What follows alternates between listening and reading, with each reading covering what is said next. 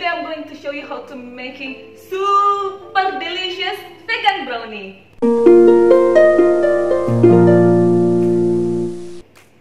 Let's make it! Here we need the ingredients: 200 grams all-purpose flour, 180 grams sugar, 320 milliliters soya milk, 150 grams margarine, 40 grams cocoa powder, 1 teaspoon baking powder, and for the topping, I will use mini Oreo biscuit and peanut.